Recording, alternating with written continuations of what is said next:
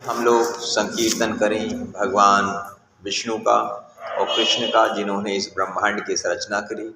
और श्रीमद् भागवत पुराण में भगवान ने अपने चरित्रों के बारे में श्री वेद व्यास जी के मुखारविंद से जो अमृत पान अपने सुखदेव जी को कराया, अपने पुत्र को, और वह उस अमृत रूपी कथा को देखकर सुखदेव जी से बोले कि हे सुखदेव जी, ये परिपूर्ण कथा है, इसका स्मरण मात्र से ही लोग सारे भय, दुख, दरिद्रता से हट जाते हैं। आप इसका स्मरण करो।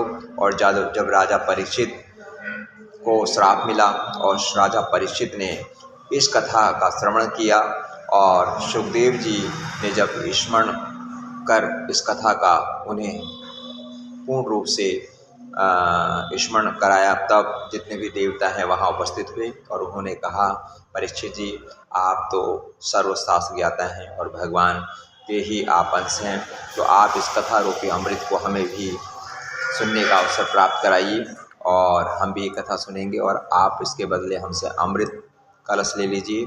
देवताओं ने अमृत कलश देने की उनसे चाहना करी, लेकिन परीक्षित जी ने मना कर दिया कि ये जो कथा है मैं इसका स्मरण करूँगा, मुझे देवता नहीं बनना, क्योंकि देवता बन करके मुझे उतना लाभ नहीं है जितना इस कथा का स्मरण मात्र से आनंद की अनुभूति होगी। तो ये कथा अपने में एक दृढ़ संकल्प और भगवान प्राप्ति का उद्देश्य लेकर जिस जिज्ञासु के मन में भाव होकर इस कथा को सुनेगा वह पवित्र हो जाएगा। जैसा कि कथा के वृत्तांत में आता है कि एक बहुत बड़े पंडित जी हुए, उन्होंने, जिनका नाम था नाम तो मुझे इतना स्मरण नहीं, लेकिन उनको बड़ी जिज्ञासा थी कि मेरे पुत्र हो जाए, लेकिन पुत्र उनके नहीं हो पा रहा था। तो वह एक जंगल में जाकर उन्होंने भगवान की प्राप्ति के लिए अनुष्ठान किया।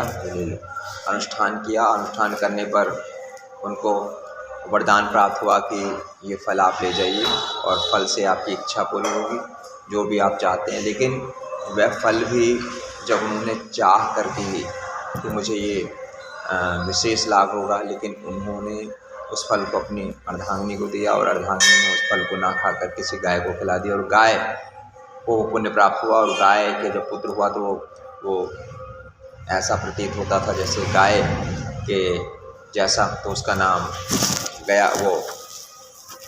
उसका नाम गोकर्ण जी रख दिया गया, गोकर्ण महाराज। और जो दूसरा पुत्र उनके हुआ वो है वह झूठ और कपट के माध्यम से हुआ और उनकी अर्धांगिनी ने वो फल नहीं खाया और अपने पति से झूठ बोल करके बच्चे को गोद लिया अपनी बहन का। और जब बच्चा बड़ा हुआ, दोनों बच्चे बड़े हुए, तो जो संस्कारी बच्चा था वह गोकर्ण कहलाया और जो अधर्मी बच्चा था वो उसका नाम धुंधकारी था। धुंधकारी ने अपने माता पिता को बड़ा ही दुख दिया और दुख देने के पश्चात ऐसी उन्हें पीड़ा दी। तब गोकर्ण जी अपने पिताजी को समझाने के लिए आए और उन्होंने कहा, पिताजी, ये सब कर्म की विघ्नता है और जो जैसा भाग्य और कर्म ने लिखा है वह आप भोग रहे हैं।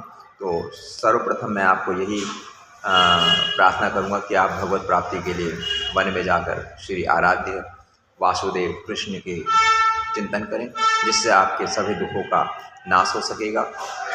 इस आज्ञा को मानकर पिता को अपने पुत्र जो गोकर्ण जी थे उनके ऊपर हर्ष हुआ और वो वन में निकल गए। और यहाँ जब काफ़ी समय व्यतीत हो गया तो जो धुंधकारी था वह चोरी चमारी नाना प्रकार के कृत्यों को करने लगा, वैश्याओं को भी रखने लगा।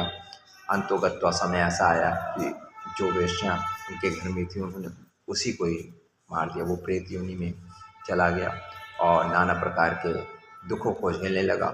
उस दुख की पीड़ा को देखकर गोकर्ण जी ने श्रीमद् भागवत पुराण की कथा का आयोजन किया और उस पुराण से जितने भी प्रेमी हैं वहाँ पधारे और जो धुंधकारी है 7 दिन की कथा सुन करके उसको भगवान स्वरूप पूर्ण रूप से ही प्राप्त हुआ और वह निज धाम भगवान विष्णु लोक को पहुँचा।